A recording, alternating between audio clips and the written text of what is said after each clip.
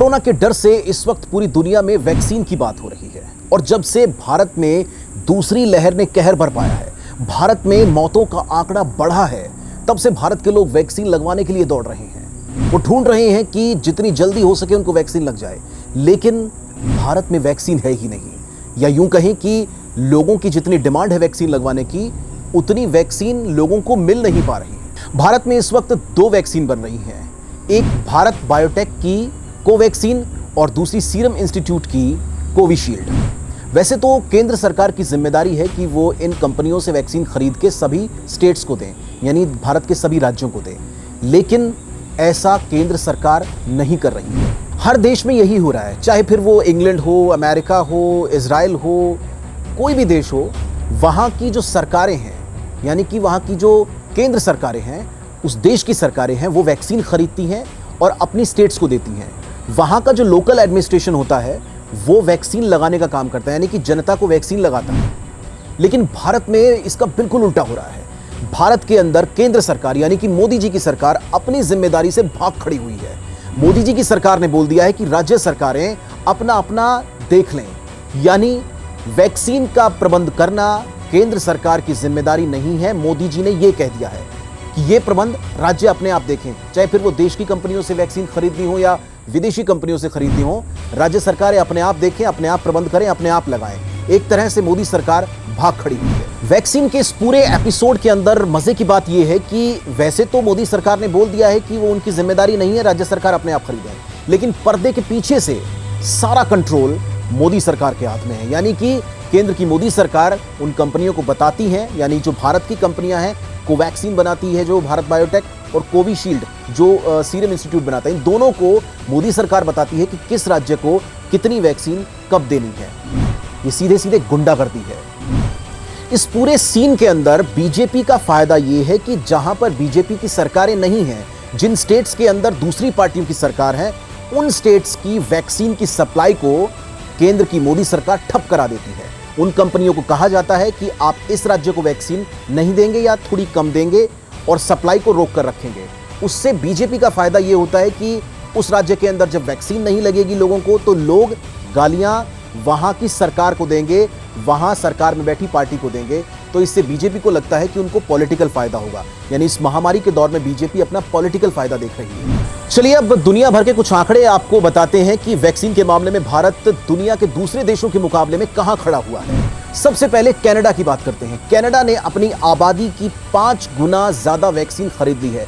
यानी for example अगर उनकी आबादी 10 करोड़ है तो उन्होंने 50 करोड़ वैक्सीन बुक करा ली है अपनी जनता के लिए। इंग्लैंड ने 3.5 गुना वैक्सीन बुक कर ली है। ऑस्ट्रेलिया ने 2.5 गुना वैक्सीन बुक कर ली है। अमेरिका ने 2 गुनी वैक्सीन बुक कर ली है। ब्राजील ने अपनी 55% आबादी के लिए वैक्सीन बुक कर ली है। यहां तक कि इंडोनेशिया ने भी अपनी 38% आबादी के लिए वैक्सीन बुक कर ली है। लेकिन भारत ने अपनी सिर्फ 4% आबादी के लिए ही वैक्सीन बुक की है।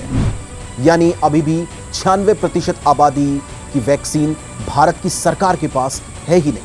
इसके अलावा अगर वैक्सीन के दोनों डोज देने की बात हो तो इसमें इजराइल सबसे आगे है। इजराइल ने अपनी 59% जनता को दोनों डोज दे दिए हैं। इसमें अमेरिका ने 37.51% आबादी को दोनों डोज दिए हैं।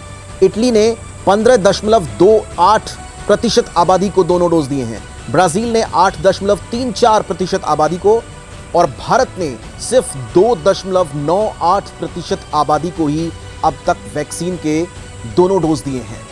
यानी भारत दूसरे देशों के मुकाबले बहुत ज्यादा पीछे है। अब सवाल यह है कि हम इतना पीछे क्यों हैं? भारत इतना पीछे वैक्सीन के मामले में क्यों है? आखिर क्यों मोदी जी ने ऐसी पॉलिसी बनाई जिसमें उन्होंने अपनी जिम्मेदारी से पल्ला झाड़ते हुए वैक्सीन के बंदोबस्त की सारी जिम्मेदारी राज्य सरकारों को सौंप दी? इसके 2 मुख्य कारण हैं। पहला कारण, विदेशों के साथ भारत के संबंधों को लेकर मोदी जी पूरी तरह से फेल साबित हुए हैं। उन्हें पहले से ही पता चल गया था कि वो विदेशों से वैक्सीन भारत के लिए नहीं ला पाएंगे, भारत के लोगों के लिए नहीं ला पाएंगे, तो इसीलिए उन्होंने पतली गली से निकलना बेहतर समझा। उन्होंने ये सारी जिम्मेदारी राज्यों के ऊपर डाल दी कि राज्य सरकारें अपना अपना खुद देख लें। और दूसरा ये कि जब मोदी जी की सरकार के पास वैक्सीन के प्रबंध की जिम्मेदारी नहीं होगी तो कोई इनसे सवाल भी नहीं पूछेगा।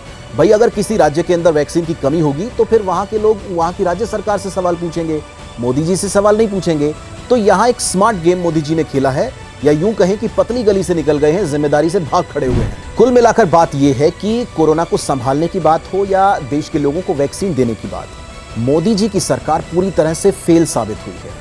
आपने मोदी जी को या गृह मंत्री अमित शाह जी को या फिर उनके किसी मंत्री को हाल ही में कोरोना या फिर वैक्सीन के ऊपर बात करते हुए किसी पब्लिक प्लेटफॉर्म पर नहीं सुना होगा, क्योंकि उनसे कुछ संभल नहीं रहा, इसलिए वो लोग छुप गए हैं, जनता के सामने आने से डर रहे हैं। तो अब ऐसा है दोस्तों कि जब भी आपकी राज्य सरकार आपके लिए वैक्सीन का बंदोबस्त कर दे तो मौका मिलते ही वैक्सीन जरूर लगवा लीजिए, क्योंकि केंद्र सरकार के भरोसे बैठोगे तो अपनी जान जोखिम में डालने का काम करोगे। तो इन वीडियोस के माध्यम से मेरा मकसद सिर्फ आपको वो बातें बताना होता है, वो एंगल समझाना होता है जो ये न्यूज़ चैनल्स आपको न बताते हैं न दिखाते हैं।